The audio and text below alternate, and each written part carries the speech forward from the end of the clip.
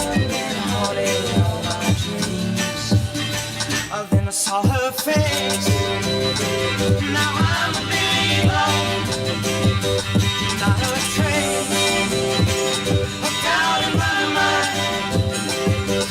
I'm in love. I'm a believer. I couldn't leave her if I tried. It's a song. This shirt is actually here today in studio to represent her and her husband are here to represent that, couples can divorce proof their marriage. And today we're here to discuss an article I found in Psychology Today, if you want to read along. 5 Ways to Divorce Proof Your Marriage by James J. Seton, Esquire. He says that if you're in his office, it's already too late. So we're going to help you guys divorce proof your marriage today, because in quarantine it has been kind of nutty. So let's welcome into the show David and Tanya G. Welcome in. Yay! Thank you for having us. How's y'all's Monday going so far? Good, just waking up, trying to move around. I know, it's so crazy. So how many years have you celebrated for marriage? How many years has it been now? 17. That's a long time, especially in Hollywood. That's like, 90 years, We've been together since I was 16. Oh, that is so sweet. I want to hear your story. Okay, so I want to hear both versions to see if y'all agree on it. That's the funniest part. The recollection is always sometimes a little bit different, especially if it's been close to 20 years. So how did y'all meet, Tanya? We met at Deerbrook Mall. Deerbrook Mall, yeah. That night, I was in high school, of course. I was going to Mount Tasia with my friends. I don't know if y'all remember. You're taking me back, yeah. A long time.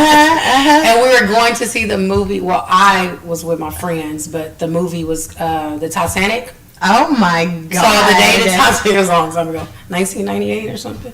The most romantic movie ever. Okay. And me and my friends was just hanging out at the mall. And we wasn't going to see a movie, but my husband was there with his friends, and we ran into each other, the typical meet the girl at the mall in the food court thing. Oh, that's cute. Oh my God. Yeah. Is that how you remember it, David? Yeah, pretty much. Yeah. Him and his friends was already there. I guess they was there to scope out some stuff. And me and my friends was not actually coming from the studio. Oh, okay. Me and my friends wasn't supposed to be at the mall. We were going to Mount Tasia, but then it was closed, so we ended up let's just go to the mall and see what's up. Isn't it funny how fate does those little twists of fates? Like if it wouldn't have been closed, y'all wouldn't have even met. Yeah. Wow, that's crazy. I love those small twists of fate that happen to where you actually met. I always say that if I was a guy, I would be a horrible guy.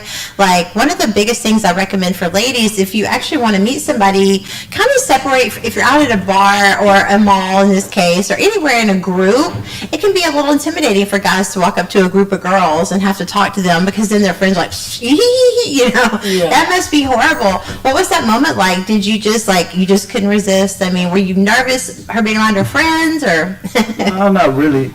It was a long time ago. I think that was 99. I think 1999. But I was coming from the studio, me and my friends, and I seen her because we was going to watch Amistad. Oh wow! Wow, we're really dating ourselves. yeah. Ain't nothing wrong with it. That's wisdom. That's okay. I love it. I love my 40s. I don't know about y'all. I love it. Yeah. So I seen her beforehand, and actually my cousin was like, I said, hey man, she's really pretty. And he was like, man, go talk to her. And I'm like, man, I'm not finna. You know what I mean? And so we was getting ready to leave or whatever, and my friend was like, well, hey, let me go back upstairs real quick and get something to drink. And I'm like, all right, come on. He's like, come with me. But he really was trying to bring all the guys up there where the girls were. Mm-hmm. So when it came up, because I had told him before, I said, well, if I see her again, I'll talk to her. But I know we're finna leave. Right. You know what I mean? Yeah. So I was like, whatever. Yeah. So yeah, we ended up going back up there, and as soon as we was finna go on a movie, I seen her, and so I had no choice because he was like, there she go. So yeah. So y'all was it love at first sight? Was this like a friendship y'all developed? Because we're really trying to get to the foundation. We want to figure out what is that. There's no blueprint, you know what I mean? But I could tell you, before this ever happened, I say this is something for me personally. I asked God for it. Wow, at a young age, that's amazing. Yeah, before I even met her, whatever, I came to a point in my life where that's what I want. I said, man, I want a wife, I want kids, I want everything. But I told God, I have to sacrifice the way I'm living, everything. And if I do that in return, then I demanded certain things. So I demanded certain things before I even met her, like, you know, what I wanted in a woman. female. Yeah. And so that was my little covenant with him, and I met her like 2 weeks later, you know. That's and then amazing. We kind of we hit it off, we just hit it off. That's so wise to Yeah. be so young. You don't really hear young men saying they know to pray for the wife, and they know to pray for exactly what kind of wife and the things that they want. Were you in the same boat? Were you just, because I know when I was 16, all that mattered to you was cute and you could dance. I was just having fun, yeah. I was just having fun, just hanging out. And like I said, I wasn't supposed to be there. So Right. like, I just came or whatever. But once my friends, you know, we were young, so my friend was like, how old are you? What kind of car do you drive? Where do you work? So my They friends, interrogate, they were right? asking him all the Yeah, questions. they want to know. So I didn't really get a chance to talk to him. Like they were just like, "Oh, we want to talk to you," but then they was like, "Hey, you need to answer these questions." So he answered all the questions, and I was like, "Give him my number or whatever." So they gave him the number. And then the next day he called me, and when he was talking to me, it was like 10 or 11 in the morning or whatever. And I was like, "Call me after 12." And he called me after 12. You know, I'm young, so Yeah. he was like 3 years older than me. So I was like, "Okay." So he called me, and then when he started talking to me, I was like, "Hold on, is this the same guy that I met at the mall?" And then he was like, "Yeah." I was like, "Oh, okay." Wow. And we just talked for like 2 weeks straight, like all night, like 2 in the morning, like every I day. love those days. Yeah, just talking on the phone. You know, your parents say, "Get off the phone." You sneak on the phone to the car. Yeah. No, you hang up. No, you hang up. Yeah. No, you hang up. Yeah, so, you know, like I said, he was older than me, so he was way more mature. And I was more like sheltered when I was in school, you know, my mom. So she was like more like, she did everything for me. So it's like when I was talking to him, I was learning a lot of things about life. Yeah. So it was very interesting. That's awesome. Now, one of the things as a matchmaker, people often ask me is, what are the deal breakers when you're trying to determine if this is the right mate for you, right? Since you David, already had that spiritual understanding from God, what you wanted, and made that covenant with him, did religion ever play a factor? Were y'all raised the same religion, different religions? How did y'all deal with that? We was raised with different religions, but you know, I always say, don't go looking for it. Okay. Just ask and leave it alone. You know what I mean? Exercise your faith, then it'll happen for you. But if you're out there searching and looking, you're gonna find something, but it might not be the right. Yeah, So 'cause don't that's the search thing. it, yeah. Enemy will trip you up. Oh, this is what you want. That's why we always tell women when guys are like, "What do you want in a man?" Don't tell them, because then you don't know, like, until you discern spiritually who that is you're And talking then you to. gave all the information out. Then they know and how to they can play. pretend to be that person. Then they Yeah. send their representative. I Yeah. love that. It's so true. You got to be super careful, because even when a man says, "I'm spiritual," I'm like, okay, well, so is Satan. You got to be a little He bit was more an angel. clear on who sent you, He because was an angel. He was the exactly. most beautiful angel. And he knows the Bible back and forth, and he knows what you want and what you need too. And that's where you just got to be careful. Yeah. You know, anything you have to have in order to be happy, the enemy can use to make you miserable. And I think it's really good to really know. Let me go ahead and share this so we can get this started. Share this watch party today. If you're just tuning in, you guys are listening to Edge Radio 101.7 FM, 1540 AM on All New Matchmaker Hotline. We'd love for you to join us today. Give us a call at 281-587-1540, 281-587-1540, and we will be glad to answer any of your questions that you have coming in for us today. So were there any things that were you individually raised the same way as far as what to look for in a spouse, or was that conversation y'all had to, like, well, this is what I was taught? Were y'all taught different, or were y'all taught the same? Was it easier? I'm pretty sure we was taught different. Like, I was raised in a single mom house, so my mom worked a lot. And like I said, she was more sheltered, so she was more like, you know, you don't need to worry about having a boyfriend. You know, I didn't date him until I was like almost in 11th grade, because I couldn't have boyfriends. And of course, I was raised Baptist, so it was super strict. Oh, so me we went too. to church every day, every, you know, Sunday. The we door went was for like open, 8 hours, Wednesday morning. night. Yeah, me too. So it was like I had no time for nothing, you know. Yeah. And I know he grew up Catholic, so of course we were raised way different. Okay. Yeah. That's what I was wondering, yeah. I think too, I was probably like a lot more, because I'm a little bit older, more cultured, because I had been different places and been through a lot of different stuff in life. So it was just like, it was a good combination. You know what I mean? Yeah. Her being from the country, like that and being sheltered like that, and then me being more. So that's kind of what probably attracted. You know, they say opposites attract. Opposites attract. Yeah, yeah. Yeah, that's always the question. Opposites attract. Do they stay together? And I think I think you can. I think it can make it fun, and you're yin to your yang. But I also think it depends on what the opposites are. Right. Mm-hmm. Like if you love Donald Trump and you hate him, that is so extreme in today's world. Like those are like the big deal breakers that I always encourage people to really consider. People will say stupid things like, oh, he needs to be this tall or this, whatever. Who cares about that? You know what I mean? That is so unimportant. Now, if it comes to compromising what you believe and your value system and what you're going to teach your children together, yes, you need to talk about that. So with you having a Baptist background, and I did too, and I remember my grandmother really making me feel like if it wasn't Baptist, it was wrong. And I specifically remember a Catholic family living next door to us, and somebody passed, and they were praying for his soul.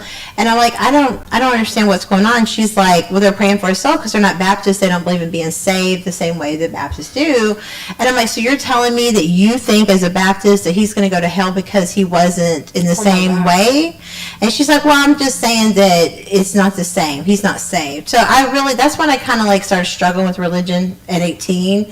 Like there's so many religions around the world, and there's so many. And what about the people in the far remote corner of the world that never heard the gospel? And she's like, well, Jesus said he ain't coming back till they get, and he said now that there's TV, the gospel has spread 4 corners of the earth. I still have a problem with that. I think there's a lot of things that are divisive on purpose, and religion can be one of those things. But how did you guys get past that? Because when you have children, you need to know up front, this is how we're going to raise our children. How did you guys do that? That's a big one. Well, keep it simple. Yeah. That's one of the main things is that, to me, religion, that's something that is man-made. You know what I mean? Right. Man created that, and that divides people. Mm-hmm, but exactly. We all know that there's a creator. Right. It's look at the seed that you plant. You know what I mean? So we all have should have an understanding that there's a creator. So if you have an understanding that there's a creator and you both believe in that creator, it doesn't matter. Exactly. Your practices, because that's what How you live your separates life. everybody. That's what Your separates heart, everybody. your soul. And like I feel the same way, piggyback off what you said, boys, super Baptist. I started to push away from that when I was 18 because I feel like you don't have to hammer me in the head with, this religion. And you're going to hell in 5 minutes? Yeah. So my thing was, we decided that we were going to be like non-denomination and just be Christian and just live my life good and treat people well. And that's what we teach our kids. Like you don't have to be a Catholic or a Baptist or a Pentecostal. Right. You just love God, treat people well, follow the commandments, and you're good. Simple. So that's it is simple. Relationship, simple. Yeah. Because like our kids, We they don't even know complicated. what Baptist Really is. do. They don't even know they don't even know those different religions. Yeah, and if you go back and look in the Bible, a lot of these words were never even used, The J didn't even exist in Hebrew language, so. Ain't that something? Yeah, it's a lot of stuff, I love studying religion, and because when I'm actually divorced, and my ex-husband and I, we were different religions, and it was such a hard thing because the thing is it would be different if he was like adamantly practicing or something, but he wasn't in church. Like he didn't even go to church when we met. You know what I mean? And I met him in my college years, and I was like, he was cute and he could dance. I didn't really know what to look for. We met at Peter's Wildlife. You know what I mean? And but it turned out he was Church of Christ and I was Baptist. And my thing is, I used to sing at Lakewood. I love the music ministry like that. I play the piano. Music is my first love. And so the music ministry is super important to me. But if you know anything about Church of Christ, you know that there's no music in the Church of Christ church at all. And so that was a huge sacrifice, but it was more important for me to try to get my family and church together. And that's back really before I expanded my spirituality to understand that it's really not about that even. I mean, it is good for the fellowship, and it's good to have the children around other kids like that. But this church. Huh? This is church. This is church. It really is. And, don't have to be in and the that's what I building. get now, 25 years later. I mean, it's good to go sometimes. Yeah. But in the Bible, it says wherever there's two or more gathered. Amen. I'm among you. That's Four right. of us in here right now. That's right. That's right. Church. And we're going to have church here today. We're going to pass a collection tip. Our Cash App is. No, I'm just kidding. But They could donate to the G Boys. That's right. That's right. So, it turned out, and we would even get the Bible out and go back and forth and try to figure out, well, this is what the Bible says. Here's music. And he's like, well, this is where you're not, we would go back and forth over it. I'm like, well, let's compromise. Let's go to a progressive Church of Christ, which they had music in progressive Church of Christ. Oh, that's blasphemous. Blah, blah, blah. I'm like, whatever. So we never could agree on it. And I honestly can't say it was a deal breaker. That ultimately was not what caused our divorce. But it bothered me because, and then my children, I feel we have that responsibility to raise them the right way and teach them and train them. And so I took it upon myself, and that's when I became non-denominational. And even though my grandmother was hardcore Baptist and really heavily influenced my daughter with that, it's okay as long as she thinks for herself. As long as you are trained and you learn and you decide what you believe out of that. So many people are this religion or this political affiliation or whatever because of what their family did. And that's a lot of the problem with racism today in the country too. That's what we have. It's a traditional curse. That's why I was a Baptist, because my whole town, the small town I was from, Shepherd, Texas, everyone had to go to this one church. So it's like I had no choice. So like my cousins and everyone I hung out with, we went there so the bus would come pick us up. My mom was like, "Get on the bus." You probably know my daughter's dad's family. That her great grandmother, her mother's from Shepherd. So a little small town. Everybody knows. Yeah, I'm from a small town I graduated too. in 2000, so they probably know us. I'm sure. I grew up half my life in Houston and then half my life in this little hillbilly hole in the wall town. Literally one red light. Wow. 2,000 people in the whole town. Well, that's 59 people in my graduating class. Yeah. Everybody knew everybody, and it was cool. But it's 5 hours from here. It's like y'all heard of Longview? Yes. It's like 45 minutes north of Longview. Okay. It's just like a little. You missed it. Yeah. That's how Shepherd is. I mean, it might be a little bit bigger because we had 99 people in our class graduate. But there's 99. But there's one privately owned store. One store, grocery store. And one gas station. We had Dairy Queen, and then we had JB's Hot Links. There was this little family-owned hot link place. Hey, guess what, y'all? Look at us now. That's where I learned to cook. Small towns make big dreams. I'm glad. Honestly, I would not trade growing up in a small town half my life. Yeah, I liked it. Even though I dealt with some racism as I was the first person to openly interracial date back in the early 90s, and it was not accepted, and it was not okay. And I remember my boyfriend's mom, "You're going to get my son killed." And I really just didn't get it because we weren't raised racist. I really didn't understand what the problem was. Right. And she's like, "Oh, but you might not be, but everybody in this little town is not ready for this much progressiveness," And it's been, my 30-year reunion will be coming up in a couple of years. It's hard to believe I'm that old. Oh my God. But now they have a Sonic, and one of my best friends. That's big news, yeah. That's big time. It's slushy when you go in town. Yeah, because I remember we used to go down this the little store at the end of town when you were leaving. They always had those little slushy things that were so good. Oh my God. But it's progressed. I mean, progression has been made. One of my best friends, lifelong best friends, African American guy named Billy Willis. He is now on the school board, so it's progressing. But when I was there, it was a clan. I mean, straight up. Everybody was a trailblazer. It was dangerous. We used to get chased by some of those racist kids because in the country, all there is to do is go hang out at the Dairy Queen. Yeah. Yeah.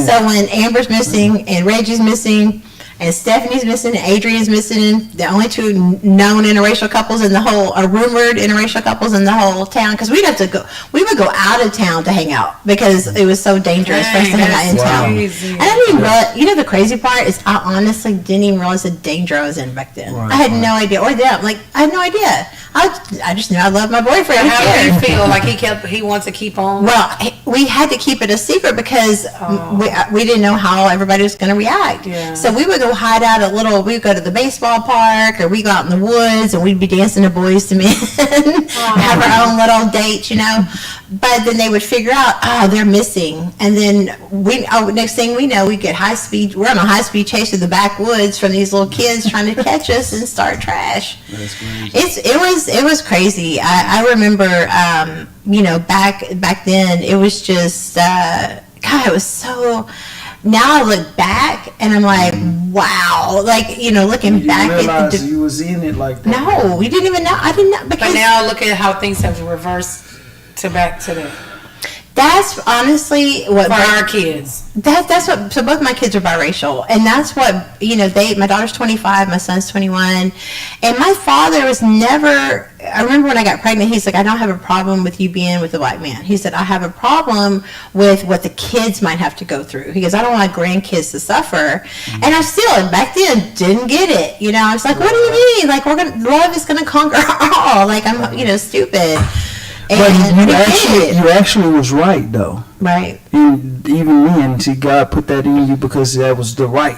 You see what I'm saying? Yeah. Love does conquer it all. So on their side. yeah, love conquers it all. Anyway, he just at that particular time in your life, y'all was supposed to be the trailblazers for that. You see what I'm saying? So I can see that. you might not comprehend it, but that's just like how life is. You don't comprehend some of the things. It's beyond your comprehension, but God, He'll reveal it to you later on. That's how it works. And it's funny because now, even in my career, back then, if you would have told me I'd be doing half the stuff that I do now with comedy and production and stuff, I was so introverted, I would have never believed you anyway. But what's funny is I can see how God made me exactly who I'm supposed to be able. I'm trying to cure the divorce rate at this point, and I'm trying to reach everybody, regardless. And I can see how not even realizing who I love would greatly impact those things in the future. You know what I mean? And that's why I think it's important to be true to yourself and whatever is right for you. And I really like to hear from the biracial kids nowadays what they feel about everything that's going on, because it's got to be super challenging both ways. I think too, I never thought about that, but that is true. I think it's too because in the society now, it's more of a melting pot. You know what I mean? For them, so they probably might not have it like how we had it. You know what I mean? Yeah. Because it's so many different races. They grew up more diverse. They grew up more biracial. So kids. So their way of thinking or their way is going to be totally different from ours, and that's the thing that we got to understand too, is that being parents with the kids is that all you can basically do is plant the seed, and then it's going to be up to them to make the choices, just like you in your life. All you could do is go off the choices that you make. Whatever choice you make, then it's a result from that, and then you have to go off of whatever that is. So, you know what I mean? You got to move, So, but the kids, they nowadays, and then with everything going on, it's got to be pretty tough on them. I'm telling you though, the thing that honestly just lit my soul up and made me a little happy and felt like, because it honestly felt like it was just because the music, it really integrated in the 90s, and everybody, that's when the music, you had country with rap, you had metal with rap, everybody started that's when the music really started bringing over a lot of the crossover in the culture. But all it did was made an appreciation but suppress the racism. Like, it's like we love the culture, we don't like the people. Like, you gotta like both. And it's just, I think now the music, so I think it kind of like influential. It felt better. Like it felt like, oh, there's change in the 90s because of the music, right? It was a little more tolerance, and then the 2000s. But in this last decade, these millennials are not playing that. I'm so happy to see that millennials stepping up. They are stepping up and they're not taking it. Yeah. And I saw a meme. It was a lady at a protest, and she said her sign said, "I'm 66, and I can't believe I'm still fighting this." Yeah, I seen that. Yeah, you know. I seen that too. And you know, I've only been fighting this 30 years, and I'm not even black, so I'm not even saying that my struggle is the same. I'm just saying that being in a biracial and having biracial children, I get it from both sides, right?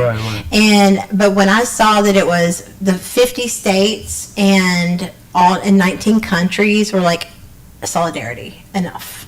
It's like maybe, and then I've been watching the news and all the things going on. There's been more changes, legislation. They're talking about making DC the 51st state now, and they're naming schools after the first engineer at NASA, the first black female engineer at NASA.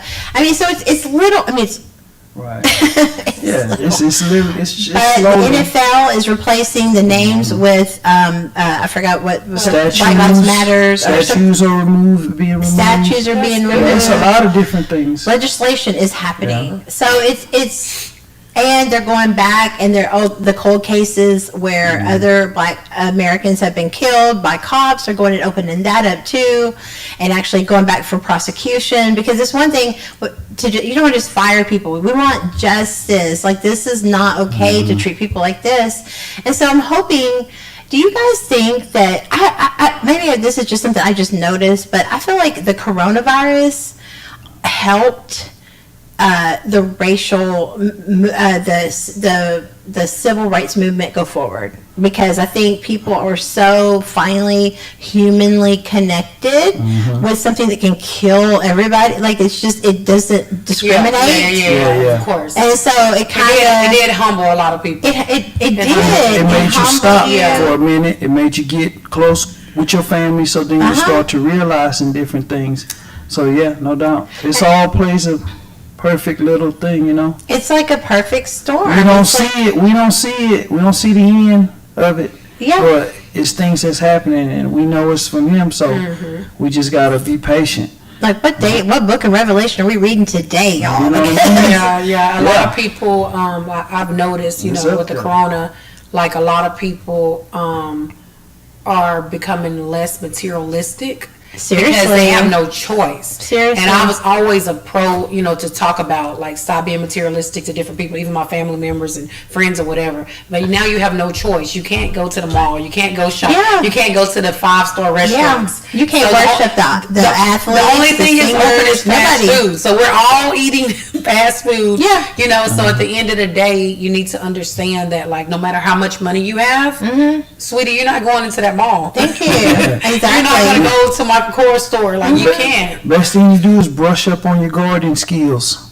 Seriously. So, and I also I also want to say that I feel like Corona has made a lot of people more in tune to their talents that God blessed them with. Yeah. So you're able to, like, if you was always wanting to be a baker, you're like, hey, let me explore this. You're in the house for 3 months. You have no choice but to just figure out what you're going to do. And go out there and just jump out on faith and say, hey, let me give it a try. What else? How is it going to hurt you if you don't try it? The real hustlers are going to have something coming out of this. Like, this is when it's time. I mean, so many great things have been birthed out of hard times before. That's it. Everything. Except the divorce lawyers are saying that the divorce request is gone through the roof.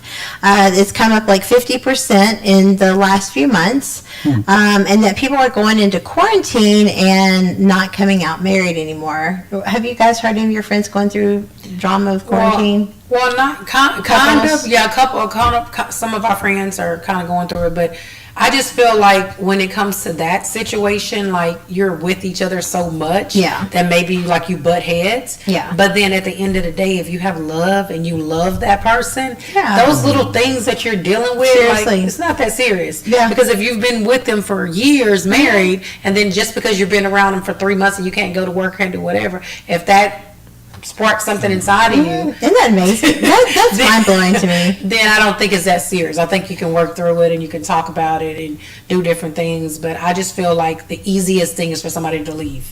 Yeah. The easiest thing is for me to be like, I quit. What does for better for worse mean?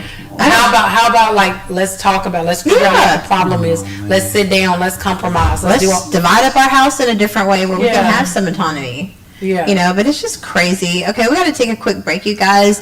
We are visiting with the G's today, and we're learning about some successful tips that you guys are doing to keep your marriage bulletproof, divorce-proof in this situation. When we come back, we're going to go over 5 ways to divorce-proof your marriage according to James Sexton, Esquire, because he says if you're in his office, it's too late. So let's get you before you get to the divorce lawyer with a lot of these other crazy fools that don't understand for better for worse means. When we come back on the Matchmaker Hotline, we are listening to Edge Radio at 101.7 FM, 1540 AM. It's your girl, Matchmaker Amber Neal. We'll be back in 2 minutes. Stay tuned. I want to introduce to you a gentleman that I've come to know and really appreciate, Dr. Raul Rodriguez from Rodriguez Rejuvenation. It's a pleasure to have you here, sir. Well, I started my career as in cosmetic surgery and aesthetic medicine almost 20 years ago. And I've always been an innovator in everything that I've done. And I was fortunate enough to be featured on ABC News 2020 back in 2003 with Barbara Walters doing the introduction. Could this be the answer to your dreams? Walters and Hugh Downs, right? Yeah, absolutely. Back then, they wanted him on the Give Me a Break segment with John Salzman. Fortunately, we was the featured segment in 2020. So I've always been an innovator in everything that I've done on the area of aesthetics and rejuvenation as well. I realized many years ago that it took more than just a scalpel to make somebody look young and feel young. And I incorporated into my practice hormone replacement, optimal nutrition, other things. I mean, what's the use in looking younger if you don't feel good? Yes. So a lot of what I do and integrate in my practice is not just designed to help you look younger, help you look more fresh for women as well as men, but also to make you feel younger and ultimately even function younger, as we'll get into a little bit more with our segment. With regard to men and erectile dysfunction, this has become very pervasive, and to my surprise, I'm hearing men in their 30s are having issues right now. Is that right? Yes, it's true. And in my practice, I've had a 50-something-year-old father that brought his 26-year-old son because he had different issues. Wow. With the issue of erectile dysfunction, I would like to rephrase that. Let's rename it as erectile functioning. The circulation gets poor as we get older. Everywhere in our body. You know, our circulation gets bad in our legs. Circulation gets bad in our heart. And eventually you have a heart attack. Well, the same thing happens with erectile function in men. It's not something to be ashamed of. It's not a psychological issue. It's an issue that simply has to do with the fact the circulation there is not as good as it was when you were 25 years old. Yes. But now we have technology to reverse some of those changes, some of that deterioration of circulation to help restore more normal blood flow and circulation to the area, even though it's 25 years down the road from when we used to be 25. The procedures that I'm talking about is a procedure that actually helps stimulate the formation of new blood vessels in the area to restore the more normal blood flow, normal circulation, and more normal, healthier, younger function. You have a procedure that you've revolutionized, and now in the industry there is an option. Tell us about what that process is and how it works. That's called the Rod procedure. Rod for Rodriguez and Rock ROC for restoration of circulation. Ooh, I like that. Restoration of circulation. The Rod treatment. Okay. Rod treatment. Now, essentially what I've done is combine different modalities that have been around for a long time, but combine them to get synergy in stimulating new blood flow, new blood vessel formation in the penis. Yes. And particularly in the part of the male organ that dilates with blood, called the corpora cavernosa. And that particular treatment involves using some instrumentation with machines to deliver energy to the area, but also I combine that with stem cells. There's a lot of stuff in the news about stem cells and the capacity of stem cells to rejuvenate tissues, to heal things. And I take those different modalities and combine them in a 2-week protocol to actually get significant improvement in 95% of the people that have the treatment. Wow. And you're saying it's a process that's only about 2 weeks in length? It's about 2 weeks.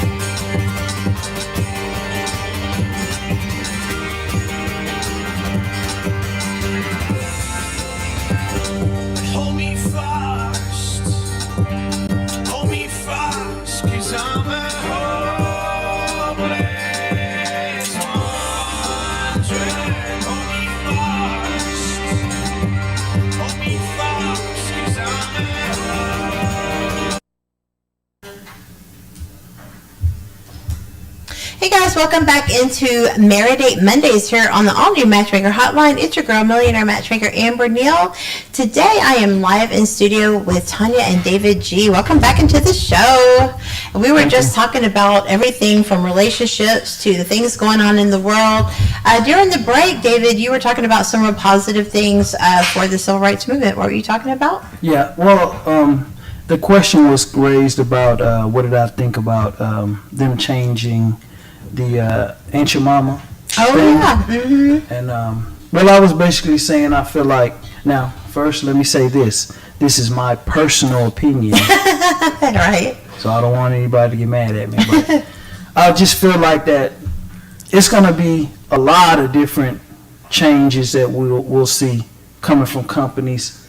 Mainly, I believe it's because of economics. Right. You know, so, you know. Absolutely. It's all about the dollar. So, you know, of course, because of what's going on, everybody's open, everybody's aware. So, of course, they're going to make changes. I think it was because they were forced to do that, these Right. companies, because they understand that business-wise it's going to be bad business if they don't. So, I think it all just boils down to the dollar. It really does. Yeah. You know, it's like, I think if everybody would just step back and just be a little bit more compassionate and thoughtful, especially when it comes to marketing. And Right. I mean, it's really about understanding that there's a lot of power in the black dollar. It's It the really is. culture. It controls the culture. Just like we was Absolutely. talking about Yeah. music. And so that's the Music. key. You know, it's been years and years. If you think about music and go back on how music is in media persuades a culture. That's right. And back in the days, whenever there was a war in any country, they would fly over, drop pamphlets, advocating different things like media. You see? So it's the same thing. If you every day, like you, for example, if you hear a song that you can't stand, Yeah. then after about 2 weeks of hearing that song constantly, next thing you know, you catch yourself. You like it. What is that? And the It's words very stuck in your nice. head. Oh my God. Exactly. Yes. It's just So same type of thing, you know what I mean? Yeah. So with companies and with stuff that's going on, the key question to me is how long will that last? Right. You see what I'm saying? Yeah, that's the thing to see. I really, honestly, I feel like there's so many great things happening with legislation, and even the NFL is making a statement, and a lot of it is placating, but at least it's something. Right. Some It's of a it, step some of towards- it is real, and some yeah. of it is just placating. But the movement is there, and taking down the statues, and, Yeah, and rethinking no of doubt. the marketing for brands like Angel Mama, No doubt. and just different. Even like Lady Antebellum changed their name to Lady A, and the Dixie Chicks, as of yesterday, are no longer the Dixie Chicks. They're just the Chicks now. Right, Oh, really? right, right. They changed their name yesterday. Yeah. So That's what I'm saying. You're gonna see That's because all I know of them, that's the Dixie Chicks. if you think of the Dixie and Dukes of Hazzard, flag, the Dixie, yeah. That's why I so said we're gonna probably see a whole bunch of changes. it's you know. good. It's is good. good. It is good. It's going to make a lot of people super uncomfortable, but the shoe's on the other foot now, so That's right. it's And that's the okay. key. Yeah, And yeah. It's just we have to take advantage of it though. Yes. Also, as we're forced in the house, entrepreneurship. You know what I mean? Yeah. Right now it's a perfect opportunity for anybody. A lot of people are reinventing themselves. When women specifically come talking about, looking for their Boaz, they specifically don't understand that Ruth had her own, she worked with her hands and she sold things at the market and she had her own thing, and he saw a woman of God who had her purpose in her life, taking care of her mother-in-law who her husband had passed away. So there's certain attributes that women have. One thing I think that was the benefit to back when women did work, it didn't take away from their time with their kids. And I think the beauty of this is so many companies like Amazon, Apple, I don't remember but all like the big conglomerates. I believe Amazon or Apple, one of them said, you don't even have to come back to work. You can work from home. You do not have to come back. What I'm excited about, because my only thing I really care about outside of like all the other things, but my calling purpose of existence is to cure the divorce rate. And so I'm looking at, when God told me 2018, the vision became clear, you're here to shift the culture. Lord couldn't have even prepared me for what's going on right now, because little did I know, and thank God to my obedience, I'm going to leave it to that, of listening what God said, do this and this, because now Meridate is here. We formed this year. We haven't been able to do any events yet, but that's the whole purpose, is to launch Meridate and to cure the divorce rate. And the thing is that I think with this culture shifting, I think the kids are a lot happier. You don't see there was like a time for like 7-8 weeks straight, there were no murders at all reported. Right. Families are really starting to find out what's important. Families are starting to get back to family values and their children. We are being more innovative than we can imagine, because I was a single parent with my kids at some point, and while I can tell you that they turned out amazing, but 70% of these kids turn out to be statistics that come from single parent homes. And that's where I challenge women to rediscuss the women's lib movement, because while it's great that we want money, we want rights, we want all the equality of a man, even though we still don't get paid the same way. Some professions we get paid more, But it's kind of confused the whole society as a whole. Okay, now that I'm a woman, I make my own money. Now I'm going against your basic blueprint as a man to tell you I don't need you. And so we do need men, but it's just for a little bit different things. And more than that we need a man, our kids need a man. Somewhere along the way, the women's lib movement has successfully kicked men all the way out of the picture. And we've got to stop doing that to our, as a family. If you are spiritual, and Meridate is it's kind of like Chick-fil-A, that's how I identify it. We're a spiritually based company, and we believe that God is the foundation to all successful marriages. Yes, there are atheists that have successful marriages, but we're saying that from what our philosophy is that spirituality is the way to make your marriage more divorce-proof, because especially if you have been divorced and you're trying to get married again, or you're trying to blend kids, there's been so many children abused by step-parents that there's got to be some accountability, whether it's to each other or, when you're blending families or whatever the case may be, that if you're not able to trust as easy, if that person has a relationship with God from their walk and not their talk, you're going to be able to resolve a lot more things a lot faster, I believe, because you already know that accountability is there. Do you guys think that is like I think there's several things that are the glue to a successful marriage, but I think that one of the main things is your spiritual walk. Do you guys agree? Yeah, I agree. I mean, you're taking a vow before God. So that's one of the most important things to remember in it, no matter what you're going through, is that it's beyond both of you. Yeah, bigger. It's a bigger picture. So just keeping that in mind, keep that, focus. Okay, well, hey, no relationship going to be perfect. Right. It's going to be battles. People think it's all wars. It's going to be a lot. You know what I mean? But it's just, hey, you have to have that, hey, I made this commitment to God, so I can't break that vow. I can't break that. You know what I mean? And see, that's what it is. I made this commitment to God first before my spouse. It's a choice, man. With anything, it's a choice, man. With anything you're doing in life, it's just choices you make. So, whatever choice you make or decide, then you got to deal with the consequences of whatever choices that you make. In the second part of the show, we'll come back and we'll talk about some of the questions I ask a lot of people that come on the show pertaining to bank accounts, social media, and things like that, and how you guys feel that affects your relationship.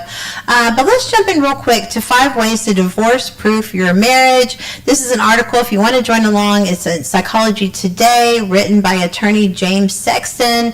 If you want to call in the hotline and be part of the conversation, chime in, 281-587-1540, 281-587-1540. Okay, so attorney Sexton says that a divorce lawyer, he shares 5 secrets to staying in love and out of his office, because I know a lot of you guys are right now on the brink of making the same decision, but nobody ever really plans to get divorced. But this is the society we live in, that if it don't work out, I'll just get a divorce. Have y'all heard people say that before? I have literally heard my friends be like, well, if it don't work out, I'll just get a divorce.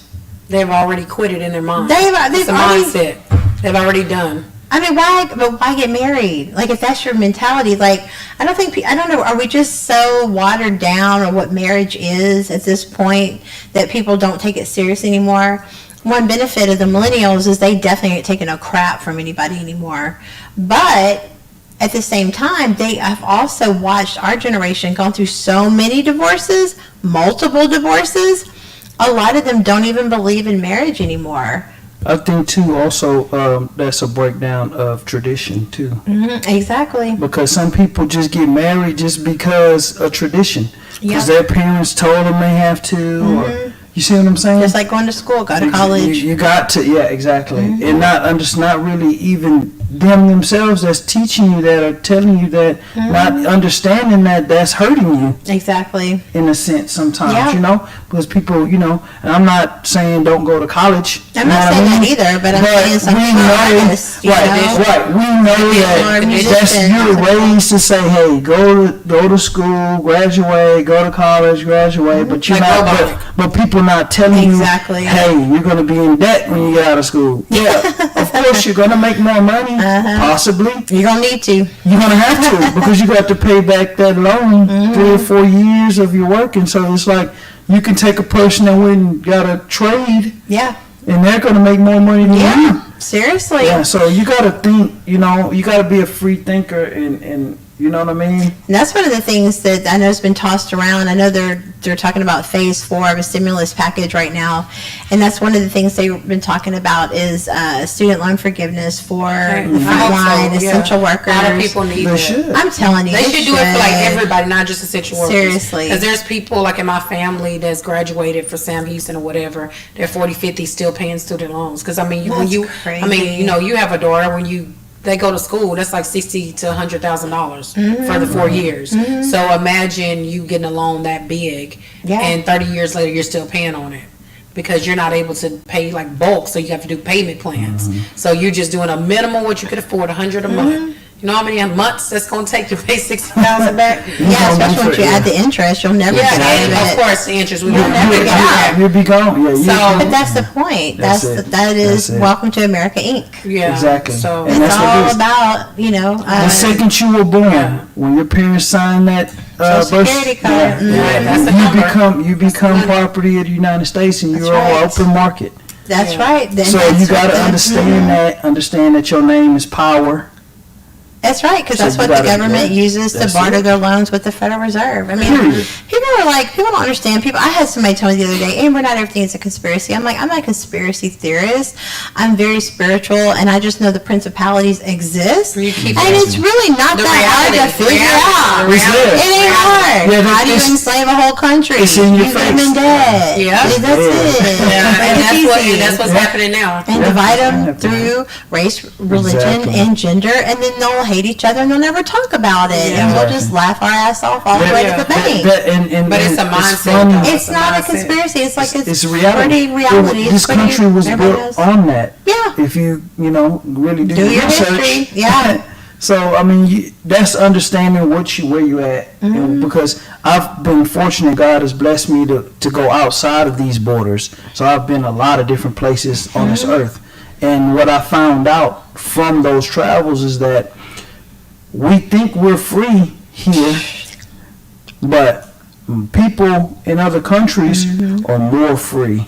They might not have the same living standards Right. that we have, Right. plush and in the air condition, but those people pretty much they control off the their, land. and they control their environment. So like when I was in Jamaica, Kingston, Jamaica, that was one of the biggest eye openers for me, because at the time that I went, it was really like it was the people against the police. Yeah. So That's they how were- it is in France. I mean, It's- they give them it's- 2 months off a year. They Yes. give them free health care. It's like Yes. $1. The doctor Canada comes too. to your Canada house. free health And care. if you come from another country and so like you going to work in Trinidad, you have to hire Trinidadians See?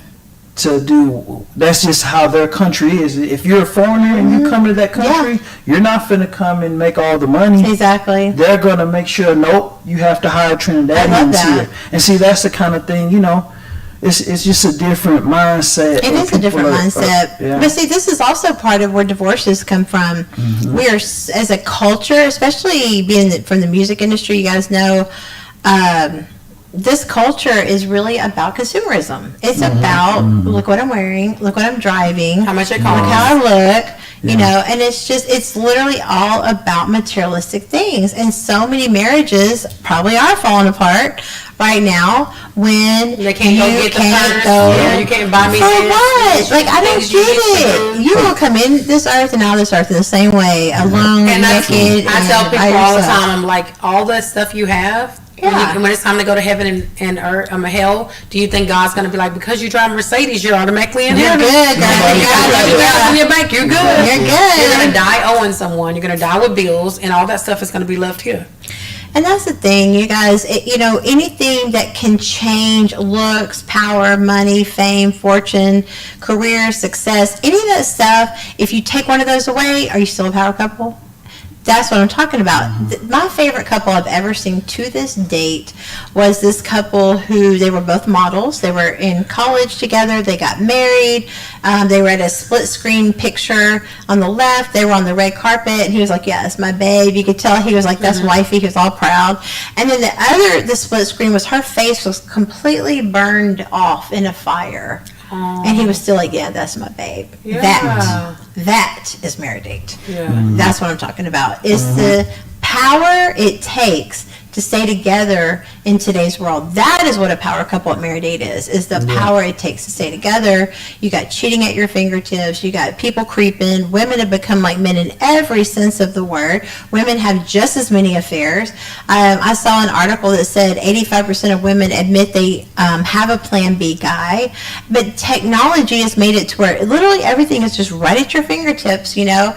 And that's the thing. That's why I'm trying to really be passionate about showing positive imagery as far as real couples, real love. Things that people do exist. People still do believe in marriage. People still believe in their vows, and people still believe to do it the way God set it up. Yeah. And that's where pop culture teaches us the opposite. Hollywood is the opposite of the way God ordained. It's social media, and you have to. That's why I said everything's a mindset. Like, you know, with us, with our kids, we teach them like the reality and the real. Like, if you want to go to college, you can, but you don't have to go to college. You can go get a job. You can find a trade. Right now, we're teaching them entrepreneurship, so generational wealth. That's awesome. You know, and it's just like me. I was a stay-at-home mom, and I was sitting there like 7 years, like, what do I do? What do I do? So I started working and doing parties and baby showers for my family, my friends, and then I discovered like, hey, I got a talent doing this. So how about, you know, turn this into a business?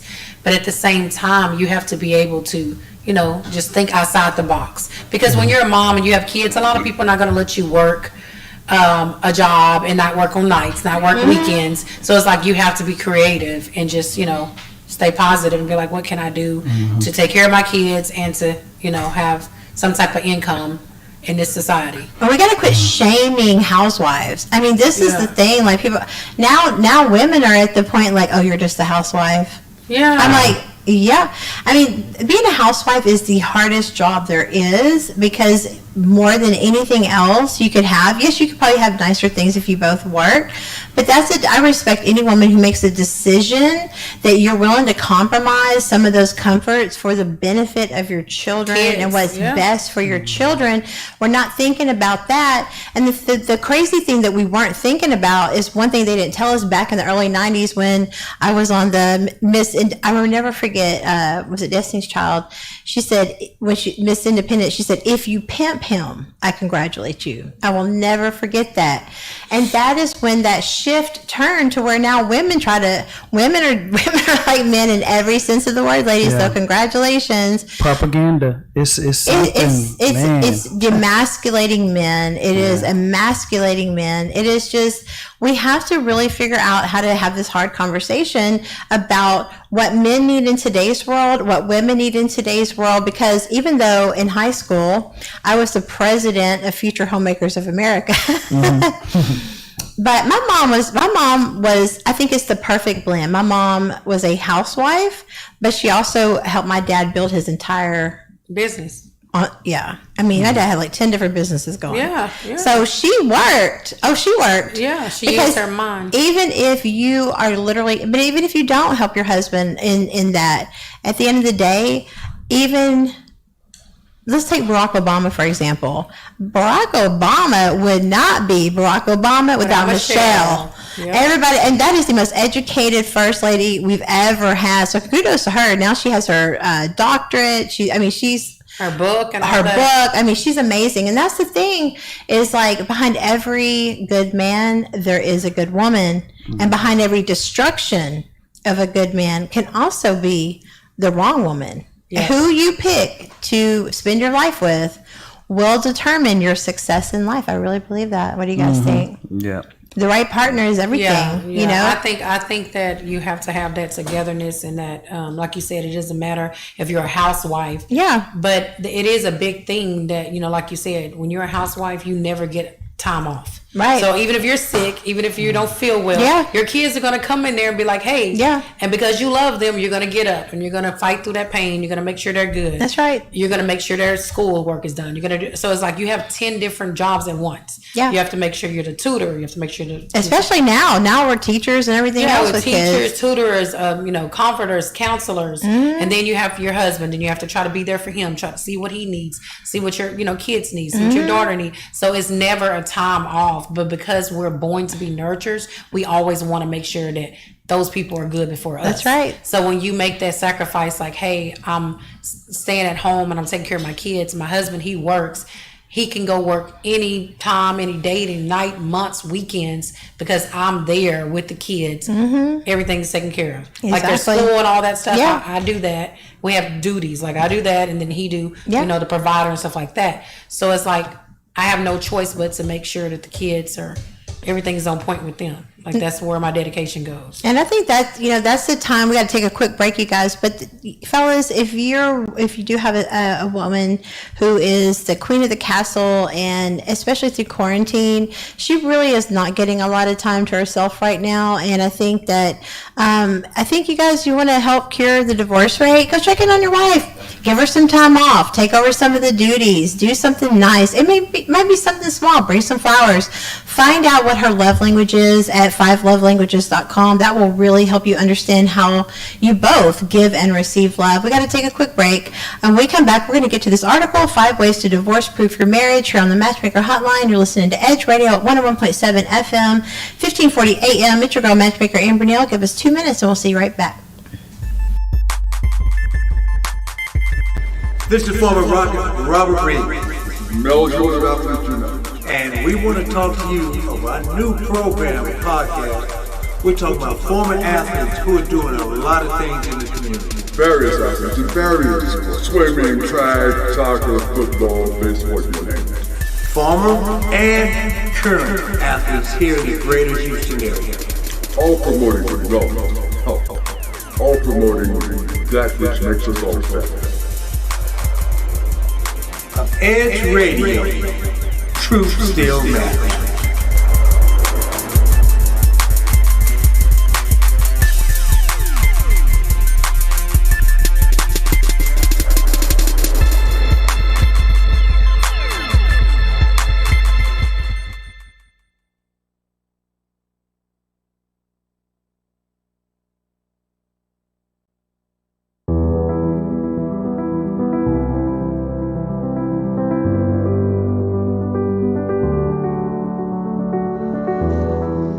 Between the ages of 0 to 5, a child's mind is very impressionable.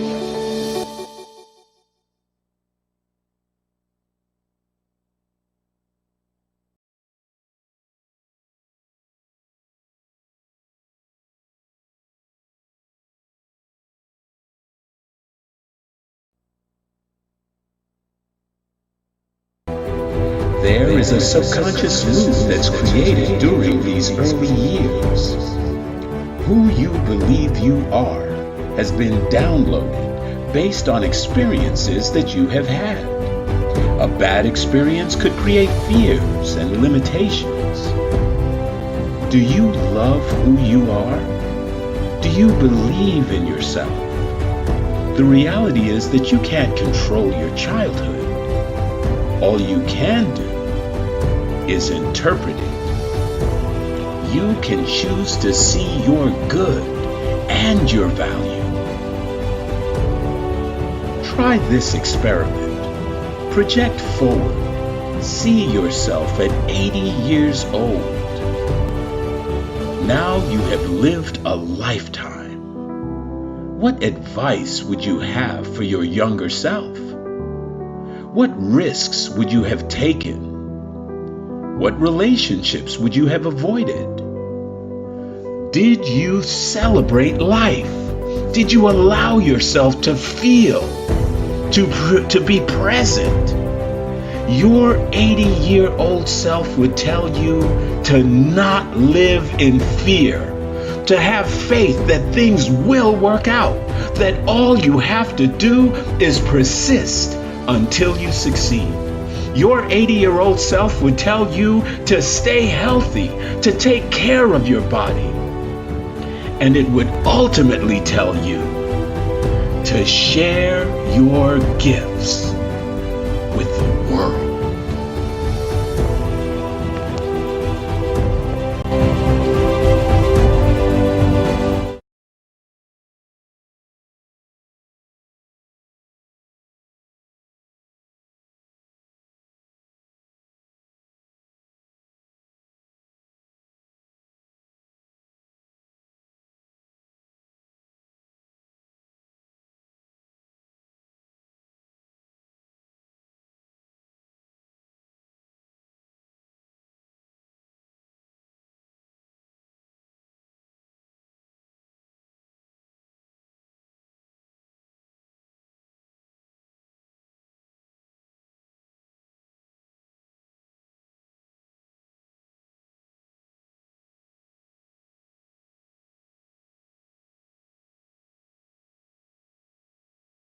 Now, here we are a couple months later, and they're saying the divorce request has gone at 50%.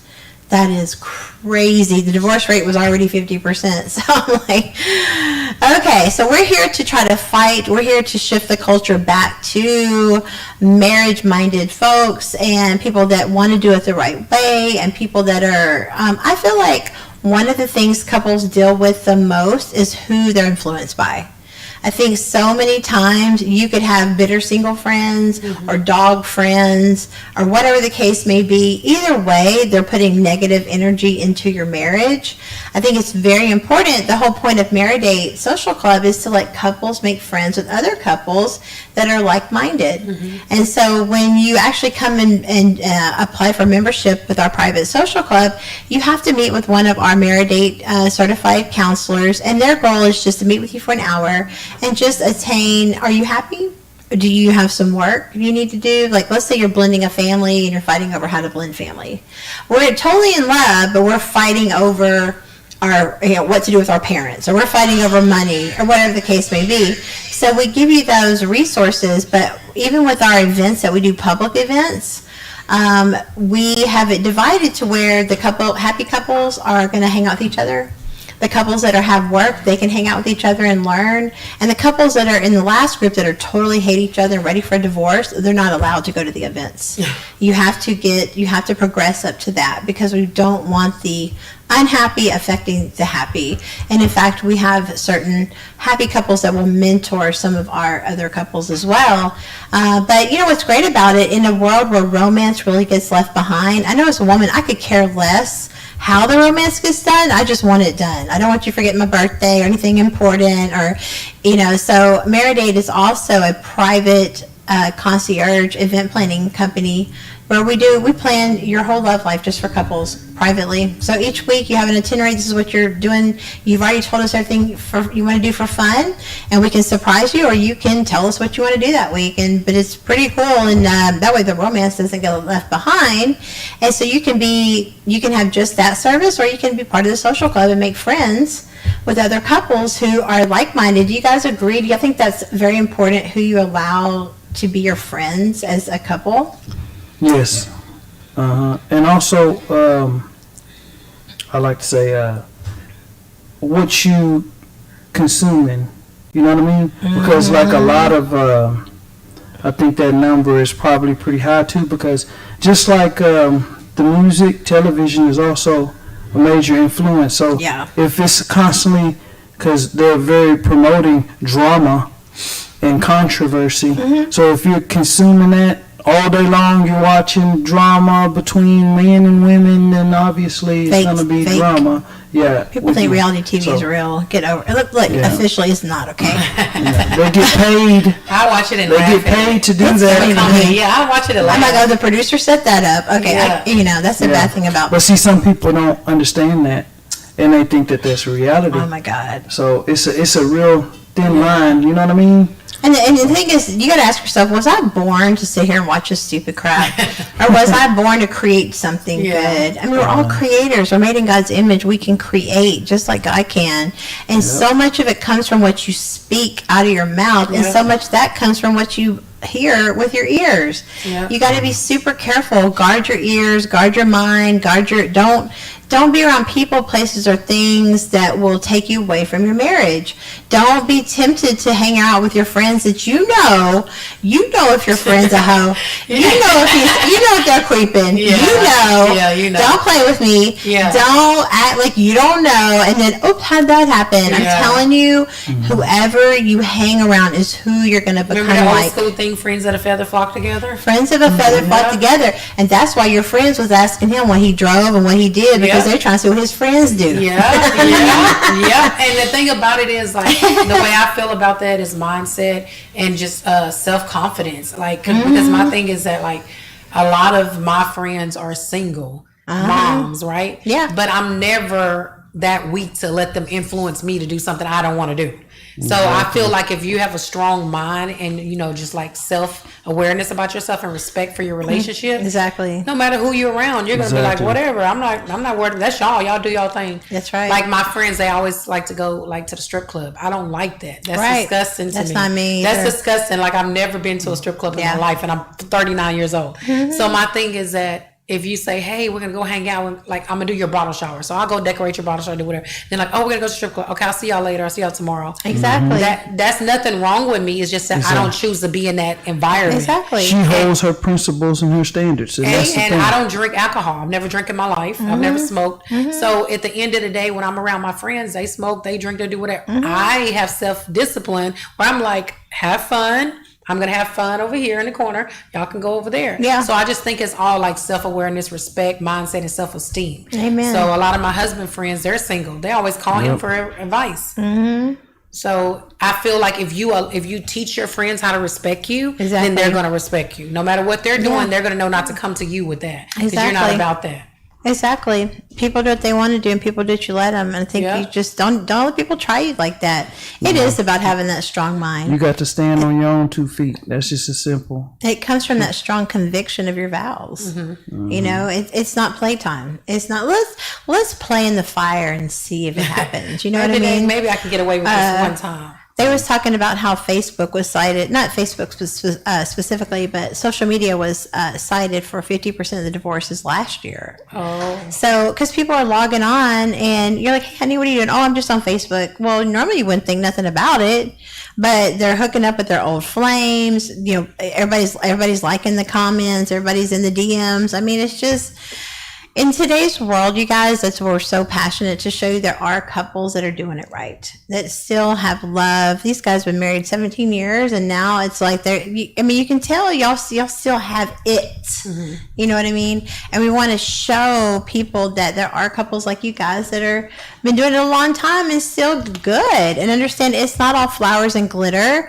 There's going to be storms that hit your relationship, and you're not going to find out how real it is until you go through the hard times. Like when you're dating somebody, it's so easy to fall in love in the beginning. Let's go through something together.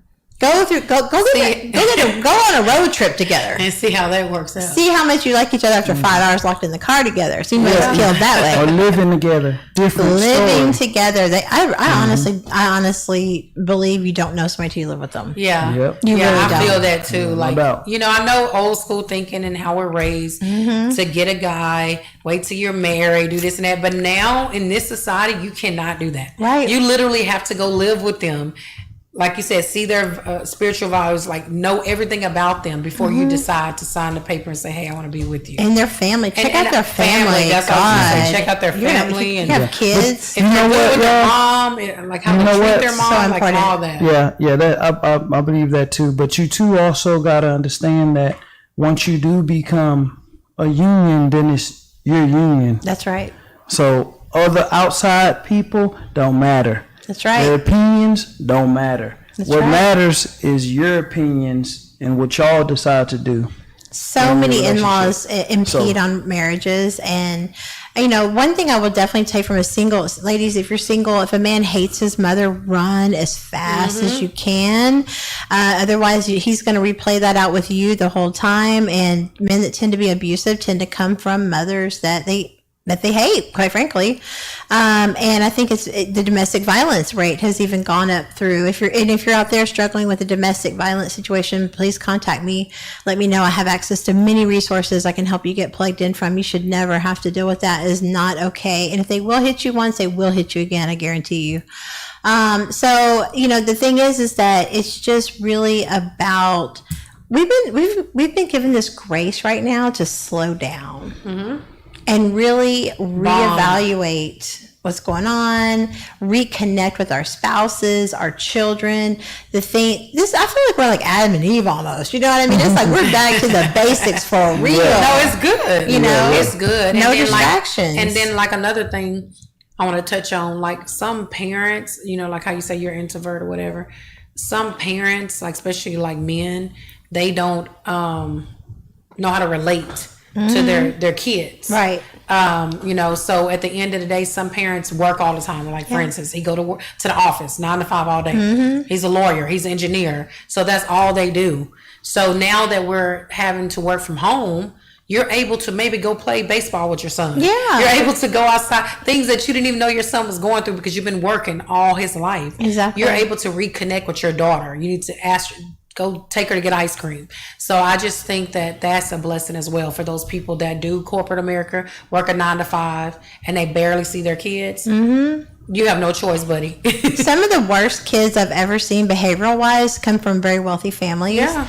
And that's because at the end of the day, you know, and I know we've all, myself included, especially when I was a single mom, I really didn't feel like I had a choice but to work hard, and I was gone a lot, traveled a lot. But that's the thing I want to tell you guys. I wrote a book in 2015. It's called How My Kitty Betrayed Me. And it's really what it sounds like, because the women's lib movement really didn't tell me how hard it was going to be a single mom. Holy cow. I have such a new respect for men and having to be a man and a woman in a man's world, but the man and the woman is so hard. I mean, it is not something. So I instilled in my daughter, I'm like, don't do this, don't do it like I did it. I was brutally honest with her mistakes, because it's great, but when you start raising kids alone, that is like another whole ball game in itself. Talk about no time. And at the end of the day, these kids that are so spoiled because their parents are so successful, at the end of the day, I'm sure they appreciate having gifts and nice things, but what they really want is their parents. They don't have that connection. That's all they want, guys. If your kids are having behavioral issues, it's probably your relationship with them. You're not spending time with them. You're not giving them. It's the little things. And even if there was just one guy who his son played a different sport than he grew up playing, so he's like, I don't like that. I'm not going to that.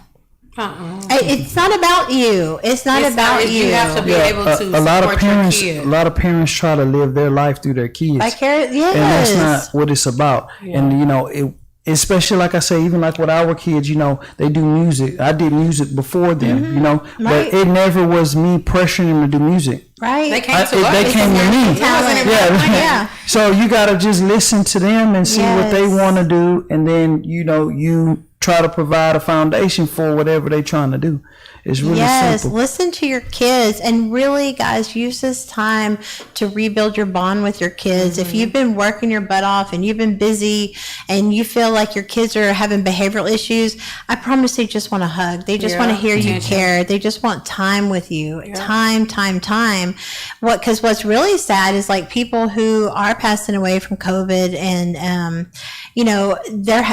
they're literally not able to have family or friends with them at the end. They're passing alone by themselves. And and the stress of like, even I haven't, my mother is 75 and she's been in quarantine since this whole thing happened. We're not getting to see our families and our friends. What does it take, you guys, before you finally get it? Exactly. You finally snap out of it that all the money in the world will not buy you happiness. Love. It will not make you feel loved. It will not make your kids want have a good relationship with your kids.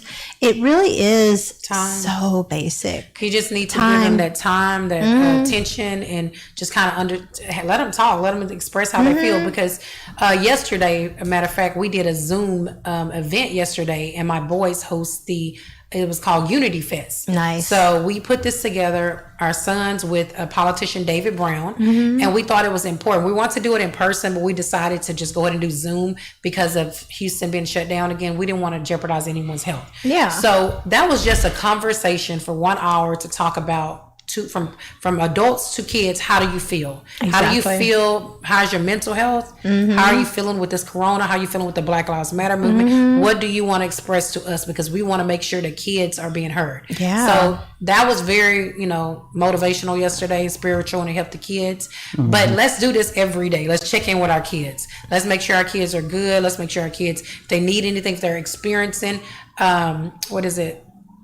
puberty, anything. Don't let them experience stuff alone. Like, make sure that they have everything they need. They have all their procedures and tools or whatever they need to succeed. Because at the end of the day, we've lived half our life already. Exactly. Right. It's We're their already time lived now. half our life. Good. Yeah. We So gotta we need to understand make it's their sure time, it's so their- you gotta make sure that you put in the seat. So whatever you went through in life, they don't have to go that route. You see what I'm saying? So you definitely want to make it a better travel, but you don't want to make it an easy travel necessarily. Right. You want them to have work ethic and stuff like that. So the best way to do that, start them early, teaching them that. That's right. You know what I mean? That's right. Teaching them to be leaders, to be independent, to be, you know what I mean? Have strength, and all You of that. got to, because especially with the kids are being so bullied on social media. Kids are killing themselves over this. I mean, that is so heartbreaking. Kids are shooting up schools. They're in so much pain. We have to stop. Like, it's great that everybody's all about their career and their life and them. But as parents, we have to stop and pay attention to our children because they are the future.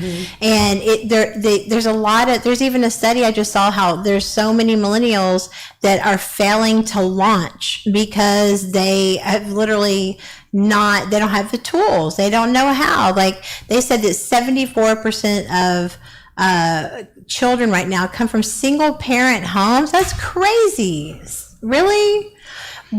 So I'm telling you, God put this on my heart that if we don't start now pushing to cure the divorce rate now, I promise you in 5 to 10 years from now, it won't exist anymore at all. Well, I feel like I've always said this, a lot of kids that are in prison now are from single family homes. They are. Their dad was not there. Their dad left them. And it really doesn't matter. No, I know a lot in African American culture, this is very, very strong. But I feel it doesn't matter if you're African American or Caucasian or whatever. If the dad is not involved in that life, then that kid is gonna be missing something. A mom can only do so much. Exactly. But the father is the root of the house. So the father is the person that the kid looks up to, especially when you have boys. So some of those boys are little boys that are men, and they grow up and they start doing crime as a juvenile, and then they never get that love from their father, so they continue to do crime, but they're just crying out for help. That's all it is. It's a cry out. So a lot of them are in prison, but all they really needed was, like you said, a hug. You know what's also crazy about it is most of their love probably came from the TV. Right. Or from somebody, for somebody on the street that probably ain't doing the right thing. You know what I mean? Yeah. But they see these people, and these people are, they got this, and they're doing this, and they're living like this, and I'm living like this, so what I'm gonna do? You know what I mean? So, they gotta go find it somewhere. They gotta find it there because they ain't got it at home. So, and then not only that too, but society, black men have been targeted also for generations. There's an effort to destroy families. But that's when this originally started in America. The Willie Lynch, slavery divided the families. That's when the division, and so generations you never saw a man around because it was divided because of slavery. That is what we have to talk about too. We have to talk about how aware of the Willie Lynch letters and stuff like that.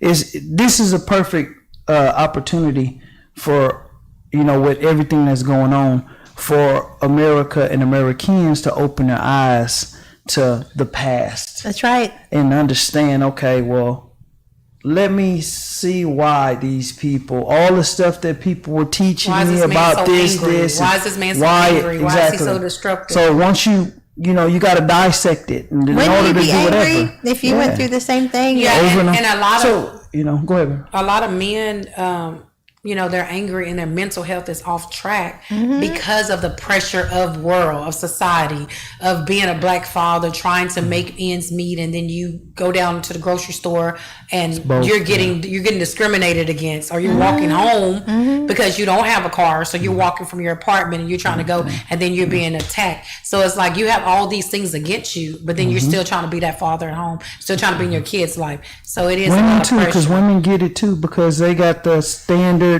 what society is pushing, that a woman has to be like this, and they got to do this and they got to do that. So it's just it's and women need to father, girls need a father too, because that father is the first one that teaches women, this is a predator, this is not the right kind of guy, he's a dog, he's sorry. And if you don't have that dad, men, these creepers, these people that prey on women, young women, they literally only do that because they know there's not a man around. Yep. So it's very important that we bring back the family unit. That's right. And really try to get back to more of the way that God designed it to be. Let's go over a few of these tips here before we have to take another break. But based on this attorney, his name is James Sexton. He said this is 5 tips that he's given you how to divorce-proof your marriage. The number 1, he said, is based on my firsthand observations. Here are 5 ways to divorce-proof your marriage and maintain your connection to your spouse. Number 1, be a cheerleader for your spouse, because in the face of this, everything that's going on right now, we're going to have bad days, we're going to have rough days, we're going to need to be re-energized, remotivated. And I think I know for me, in my dating life, maybe it's just being an entertainer, I don't know, but it's been very challenging to find the right person, because people don't want to deal with the entertainment life that comes with that, because it's like what they're attracted to is what they hate in the end. And I've honestly dated another comedian who I've really felt like our demise was because he didn't clap for me when I won. And it was like a competition or something. I'm like, how are you going to be a hater when you've been doing this 20 years? Like, I think you're like a mentor. Like, I don't get it. But, or I was with somebody who used to be famous a long time ago, and they're not now. And then, but, I'm making moves now. So then that's a problem too. And it's just like, I'm telling you, if you're not your spouse's biggest fan, what do you think? That's everything, right? I mean, I just feel like at the end of the day, there's no reason why you should be in competition with your own spouse. Seriously, and I feel like you are one person. Yeah, you're one. Like if you're in a relationship or if you're married, you two are supposed to experience things together. Like you're supposed to help. Like if he's working on something, a project, I'm like, hey, maybe you could do this. It's supposed to be a team effort, because at the end of the day, I represent you, you represent me. If I'm doing really, really well, I'm going to put you up when it's your time. If there's something you want to do, I'm going to use my platform and be like, hey, so I think it just needs to be a team effort, and it shouldn't be competition. And if a guy has competition with a woman, then that's like some self-esteem problems, because at the end of the day, it's like, if you want to do something, you can be a team, you can work together. If I'm on stage and I'm a comedian, how about you do my production? How about you do my social media? Let's work together somehow. Because I tell you, nothing is more disappointing when you post like, oh, this was my show today, I had a good show or whatever, and like everybody and their mom likes it but your man. You're like, why don't you like it? Because they don't, and that's the thing. but look, I'm gonna come to the man's defense now, because a man has a lot of things going on. So some men are not on social media like that.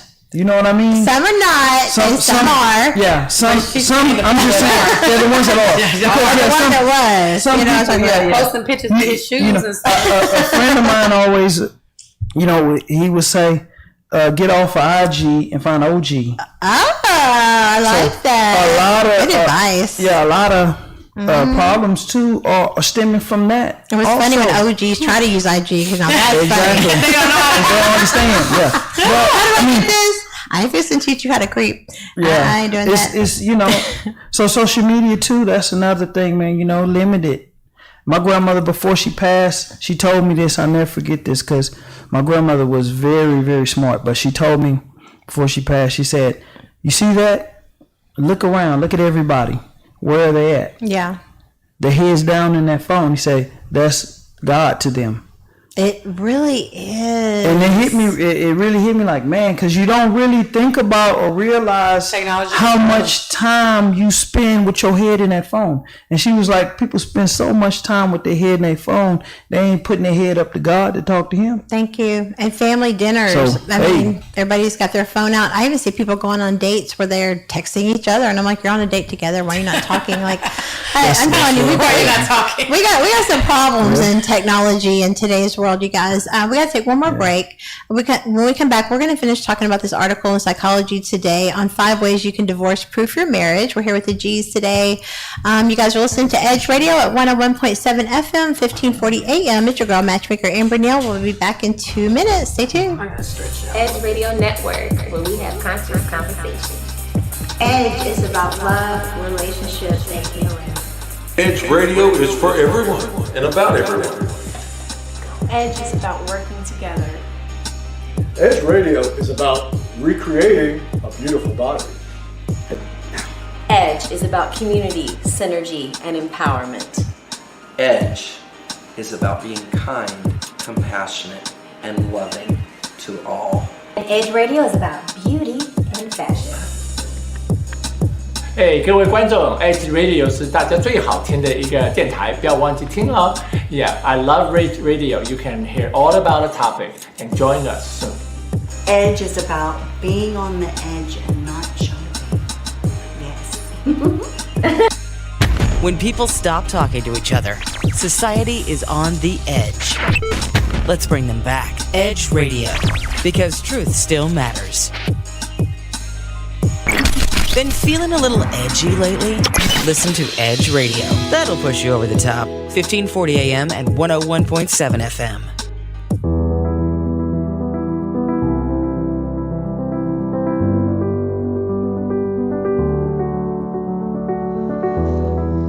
Between the ages of 0 and 5, a child's mind is very impressionable. Researchers call it the theta brainwave. This low frequency is the state of consciousness between the conscious and subconscious worlds. In this state, the mind is capable of deep and profound learning, healing, and growth. There is a subconscious loop that's created during these early years. Who you believe you are has been downloaded based on experiences that you have had. A bad experience could create fears and limitations. Do you love who you are? Do you believe in yourself? The reality is that you can't control your childhood. All you can do is interpret it. You can choose to see your good and your value. Try this experiment. Project forward. See yourself at 80 years old. Now you have lived a lifetime. What advice would you have for your younger self? What risks would you have taken? What relationships would you have avoided? Did you celebrate life? Did you allow yourself to feel? To be present? Your 80-year-old self would tell you to not live in fear, to have faith that things will work out, that all you have to do is persist.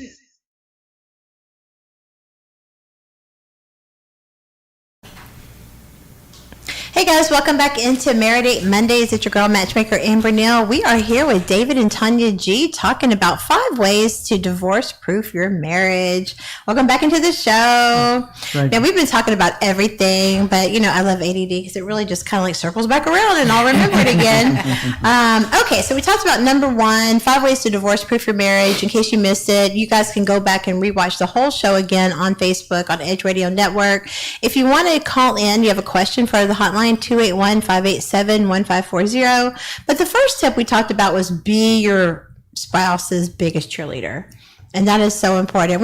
There's enough haters in the world. We don't need our spouse to be one of them, okay? The number 2 thing that they're advising here is, this article is in Psychology Today, if you want to go back and read it. It's written by attorney James Sexton, and he says that if you're in his office, it's already too late. All right, so number 1 was be a cheerleader for your spouse. Number 2 is realize that nobody can do everything. That's a lot, that's a lot of pressure. And we've created this insane notion, that as a culture that if your spouse isn't meeting all your needs in every aspect of life, all of the time, that they're failing at the job of being your spouse. Perhaps your spouse is a supportive listener, a good co-parent, and a good financial partner, but they aren't the most exciting and satisfying lover that you've ever had. Resist the temptation, encouraged by all sitcom marriages, to focus on your energies and communications on the ways your spouse has failed. There's an old saying that people are notorious for leaving their spouse for that 20%. They got the 80%. But it's that 20% that people tend to focus on. You could literally have everything going, but that one area that's struggling. And if you already knew in the past it wasn't an issue you were struggling in, maybe these other areas that they're trying to be Superman and hold it down is causing that 5th area to struggle. You're talking like 4 out of 5, you got 80% and you're good, but you're going to focus on the 1 out of 5. What do you guys think about that? It happens. Yeah. Yeah, I just think that, like you said, if you have 80% most of the things that make you compatible, let's just focus on that. You know what I mean? And not try to bring the relationship down on your downfalls, because no one's going to be perfect. Everything is not going to be perfect, and if it was perfect, it'd be boring. Like, seriously. It would be. I mean, can you imagine robotic? Like predictable, everything about your spouse, everything that they're going to do. But the thing is that realize that nobody can do everything. And at the end of the day, if you see that your partner is struggling, instead of talking trash about them, go talk to them and ask how you can be supportive. Mm-hmm. Babe, you're normally a beast in bed. What's going on? You're not been in the mood lately? What's going on? Or, babe, you're normally really good with finances, but you seem to be struggling this month. What's going on? At the end of the day, we all have those pressures, and we're all individuals, and we're all evolving individually as humans. But when you're in a relationship, you're a we. Mm-hmm. So really, you're playing yourself when you're playing your spouse, because you are one. Okay, so number 3 advice from this article today from this divorce attorney, he said, recognize that equity, not equality, is the goal of marriage. You and your spouse are building a partnership together. No one in their right mind would suggest that the secret of a good partnership is that 2 partners do precisely the same things and bring precisely the same skills to the table. In fact, the most successful partnerships are quite the opposite. One partner is strong in one area where the other partner is weak, and vice versa. Total equality is not the goal. What do you guys think? It's that balance, that yin and yang. It's yin and yang. I catch you where you're weak, you catch me where I'm weak, and we balance each other out, right? Yeah. I think it's, and I think that's it's a natural thing, because men, we're gonna be more logical about whatever the situation is, and then a female is gonna be more emotional about whatever choices that they make. So I think that's the balance, is to understand that. Absolutely. You know what I mean? And you guys were talking earlier about being, opposites attracting. Do you feel like that this is kind of where that kind of plays out? Like, I don't want somebody who has the exact same strengths as me. Mm-hmm. I got that strength already. I need somebody to catch me where I'm weak at, because when I'm weak, because I'm so focused on the other 80. Yeah. But where I'm weak, it's like I am. But that's the thing. I think we have to remove the ego out of the relationship. And the pride. pride, ego, those things are the death of all relationships. And if it's more important to be right than it is to be understood, I think you have a problem. Mm-hmm. You know? Yeah. And Communication is the key. You got to be able to communicate and compromise. And that's a huge word. Communicate and compromise, because at the end of the day, like I might not like the same food and he might want to go to another restaurant. Mm-hmm. But it's like, hey, how about today we go to this restaurant and then on Friday we do your thing. It's just like when you're a parent as a kid. Yeah. The kid's like, hey, I want to go to Chuck E. Cheese. Like today we can't go to Chuck E. Cheese. Mommy has a lot of things to do. But on Friday I have more time. So how about today we go to McDonald's? Yeah. You got to be able, if you can compromise as a parent, you got to compromise as an adult. It starts at home. Like it starts with you. Kids are watching you as sponges. So the way you move is the way they're going to move. And you got to remember too that if you, as parents, if you disagree with a parenting style, you should not correct them in front of the children. You should do it behind the closed doors. Mm-hmm. You should always remain a unanimous front together. That way, because if they figure out young, they can divide and conquer, y'all are going to be fighting the rest of your lives. Okay, so the next tip, number 4, is have sex with your spouse. I know it sounds, duh, right? But we mean basically probably because you've had it with them a whole bunch of times, and to be frank, it may not be as exciting as it was in the beginning. You got to spice it up. Even when I'm on stage doing comedy, I'm talking about get a wig, get a different color, spice it up. Meet him at the plane. Be surprised. Be his secretary. Be all those things that you don't want him to do. Be the other woman, be the side chick, be all those things, and be creative with it. And I think it's really about you want to also not commit relationship fraud when it comes to attraction. If you met your man a certain kind of way, now Lord knows none of us look like we did in high school, okay? But you should try. Get a cute outfit, do your hair, do your makeup, whatever you did to look cute for him, or you did for her. I think the biggest relationship fraud is when people get complacent. You did not, and now granted, again, marriage is about true love, and if your face gets burned off in the fire, you're not going anywhere. But sex is like a third of a relationship. It's a huge part, and as you get older, it may change more or less, but you still got to have that intimate connection, and I think you have to fight for that too. But you don't want to get complacent in a marriage and just think, I got this. They're not going anywhere. I don't have to tend to their needs anymore. I don't care if they want to try something new. I don't care if they like it or not. I think it's just about, like you said, honestly discussing with your spouse where you are and what your needs are. Do you guys hear complaints a lot from some of your friends as well that are couples having, as they get older, and you guys have been married 17 years, does that usually become such an issue? Because I think people deal with infidelity a lot that have been married, the longer it seems like, but there's some people that creep right after they get married, but you hear a lot of spouses getting divorced after the kids are grown. And it's because they stopped having sex somewhere along the way. How important is it to you guys to keep that sexual intimacy going in a marriage, especially when you've been married so long? It's just like I said, a connection. You just still got to have that time out for yourself, and like we try to do like date night once a month, keep things with the kids, and then we do things with our friends. Okay. So it's like you got to try to put that time in to make sure every piece is being taken care of, and balance. You just balancing and connecting with everyone. However you do it, like because you can be romantic and intimate without just having sex. Like you can go have a date night with candles, drive downtown, listen to music, different things like that. So whatever it is, you just got to basically have that communication and that connection. Yeah, I think the couples that do survive the quarantine are going to be unbreakable. I mean, with everything, this 2020, dude. We want a refund. Right? No. Beat me up, Scotty. I want off this whole planet. This place is kind of challenging. I know one thing we always gonna remember 2020 for the good and the bad. Wow. It's so funny because it was one of those years you think, oh, 2020, cool. It's a cool number. It's going to be, okay. But anyway, okay, so let's get to the last tip here for psychology today. Number 5, remember that you could get divorced. Wow, that's interesting. This attorney Sexton says that people don't like talking about divorce. Sure, they enjoy the occasional salacious story about War of the Roses scenario, but overall, they don't want to talk about what it would look like if their own marriage came down to end. Pretending that you'll never get sick won't keep you healthy. Refusing to think about funeral arrangements won't make you immortal. But one of the best and fastest ways to ruin a marriage is to think that just because you're not talking about divorce, that you're not going to end up in his office.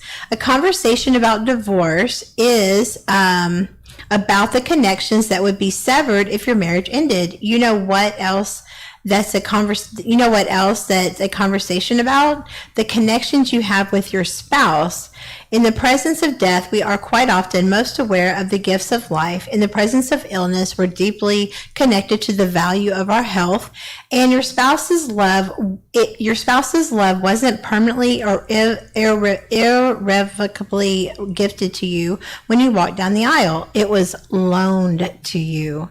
Proceed accordingly. We tend to handle things more carefully when we remain conscious of the fact that they are fragile. Wow, I love that.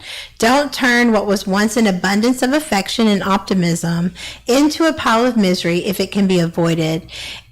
I've seen thousands of people lose the plot of the story they set out to write together. You don't have to add two more to that body count. You have what it took to fall in love. It's entirely possible that you have precisely what it takes to stay there. Wow, that's interesting. That's a lot, because I probably wouldn't even think of that either. Like, if I'm happily married, why would I think about that I could get divorced? But I'll give you an example. My mom, she was she just worshipped the ground my dad walked on. They were married almost 20 years, helped him build all of his fortune, and then 20 years later, he left her for her best friend. Nothing. No, I mean, literally left her. She did nothing wrong. My mom started over at $7 an hour, from being with my dad, who was very wealthy. And it's crazy because, I saw that and that impacted me so much as a child to make sure I had my money, number one. But my mom always thought he'll never leave. I've got his kids. He ain't gonna leave. And I'm not saying my mom didn't do things wrong too, but she definitely probably mishandled the way she dealt with my dad. She definitely mishandled some things with her temper. But after a point of being passive aggressive and pushing things down, eventually you're going to explode, and it ain't going to end well for anybody. And so I always think about that. Women that always think, I got it, I got him. Okay, I'm married now I can just let go and who cares? Dude, never take it for granted that your spouse is right there. Because I promise you one thing, as an old saying, never give a man another opportunity to make a girl smile. That works both ways. Take care of home.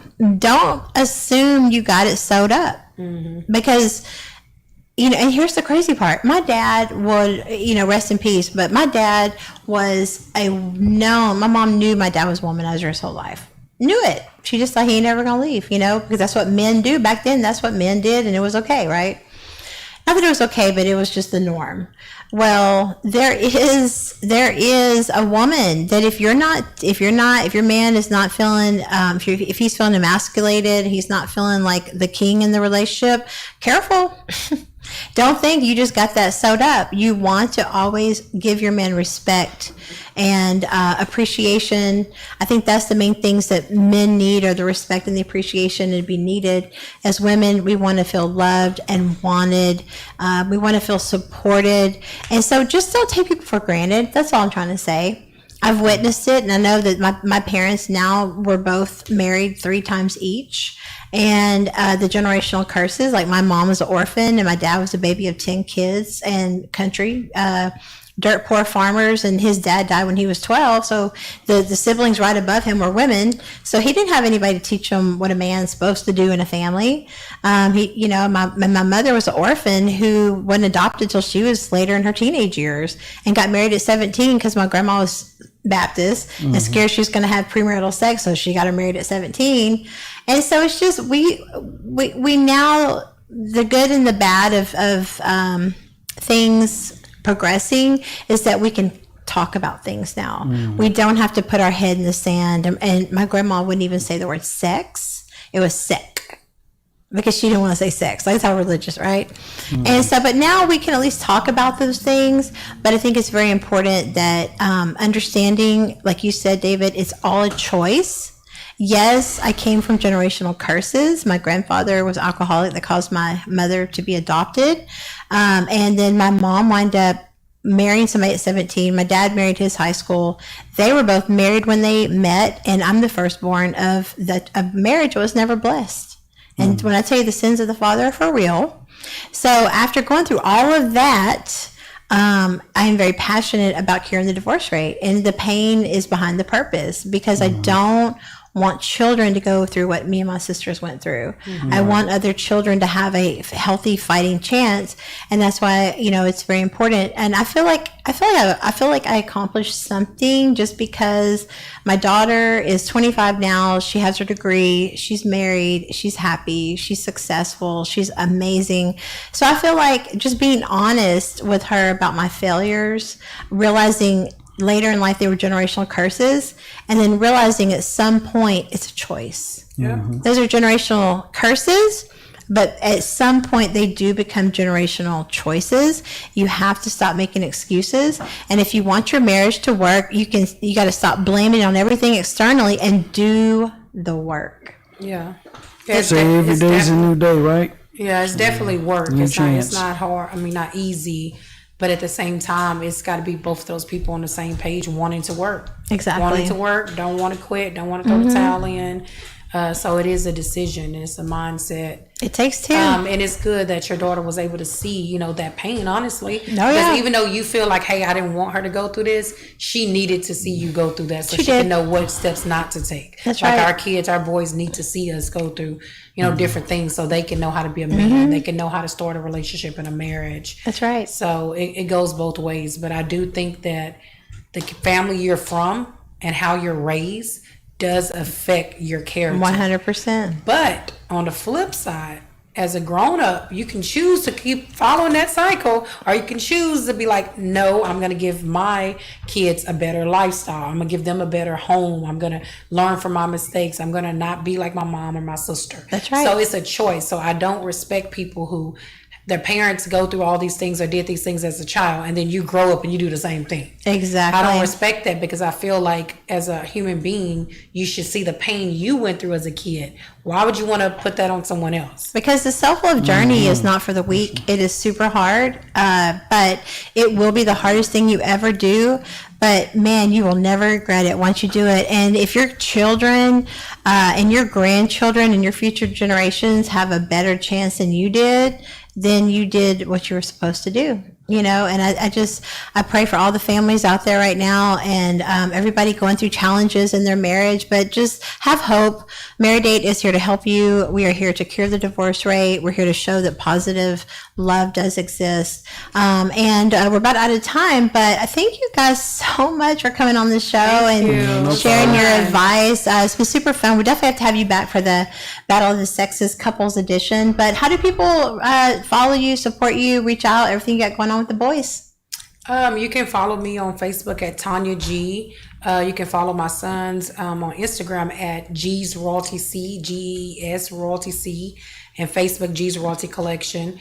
And you can also just Google their name, the G Boys, GE Boys, and you can see everything. Perfect. Yeah. Perfect. Same thing.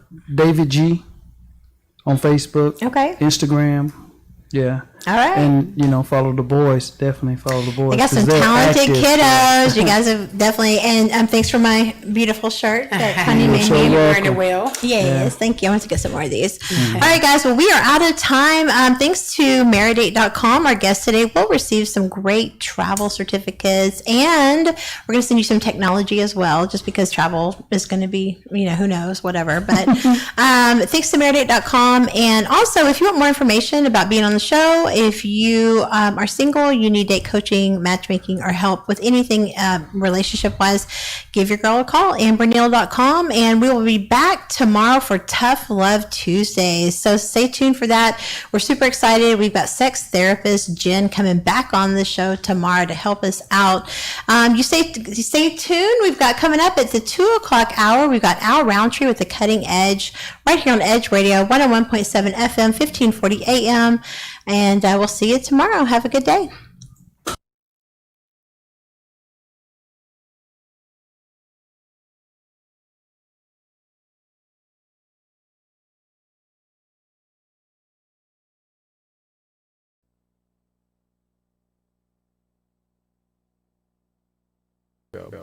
And I've always been innovative in everything that I've done. And I was fortunate enough to be featured on ABC News 2020 back in 2003 with Barbara Walters doing the introduction. Could this be the answer to your Barbara dreams? Walters and Hugh Downs, right? yeah, absolutely. Back then, he would have wanted it up on the Give Me a Break segment with John Salza. But fortunately, we were the featured segment on 2020.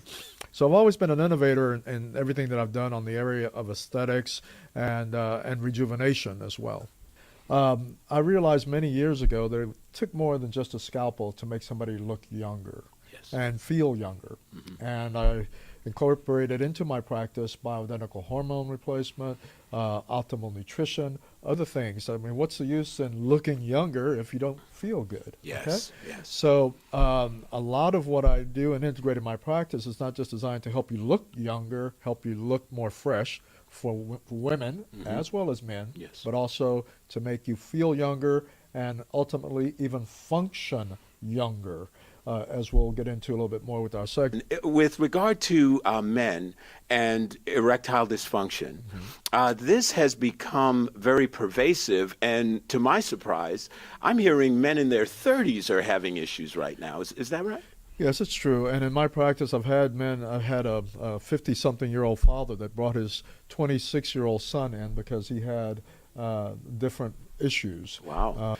With the issue of erectile dysfunction, and I would like to rephrase that and let's rename it as erectile functioning, the circulation gets poorer as we get older, everywhere in our body.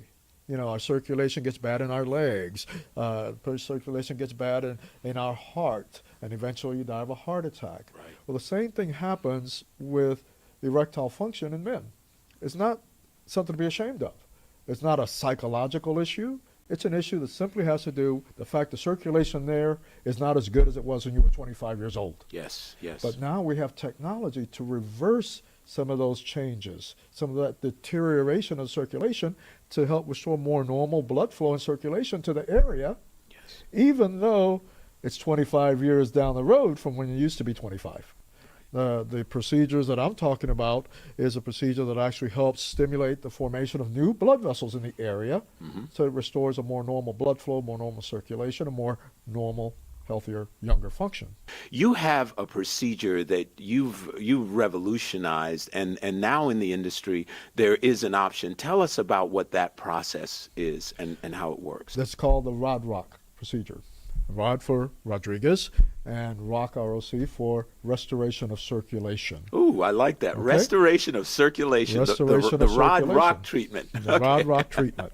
Now, essentially what I've done is combine different modalities that have been around for a long time, but combine them to get synergy in stimulating new blood flow, new blood vessel formation in the penis. Yes. And particularly in the part of the male organ that dilates with blood, called the corpora cavernosa. And that particular treatment involves using some instrumentation with machines to deliver energy to the area, but also I combine that with stem cells. There's a lot of stuff in the news about stem cells and the capacity of stem cells to rejuvenate tissues, to heal things. And I take those different modalities and combine them in a 2-week protocol to actually get significant improvement in over 95% of the people that have the treatment. Wow. And you're saying it's a process that's only about 2 weeks in length? It's about 2 weeks. Right. Wow. It's 2 weeks. You come into the office, 3 times a week. It's 2 to 3 weeks. I can adjust it to the patient's schedule. 2 to 3 times a week for 2 consecutive weeks. Okay, and then after that, you may not have to have another session until a year, maybe 2 years down the road. So, Dr. Rodriguez, we are just about out of time. Can you tell folks how they can connect to you? RodriguezRejuvenation.com. RodriguezRejuvenation.com. And there on the website, you'll find lots of useful information. And then, of course, come in for a consultation as soon as you can, because everybody is different. There's no cookie cutter approach, and we customize a treatment protocol and treatment plans for what your particular problems are, your personality to some extent, your budget. So everything is customized. Outstanding, outstanding. So, ladies and gentlemen, we've been talking to Dr. Raul Rodriguez of Rodriguez Rejuvenation.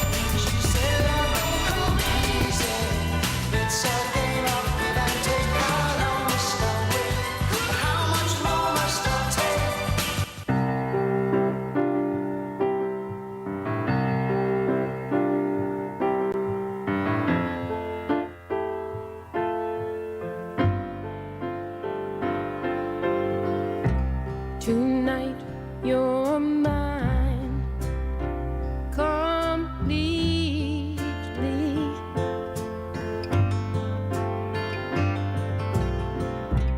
You give your love so sweetly. Tonight the light of love is in your eyes. But will you love me tomorrow?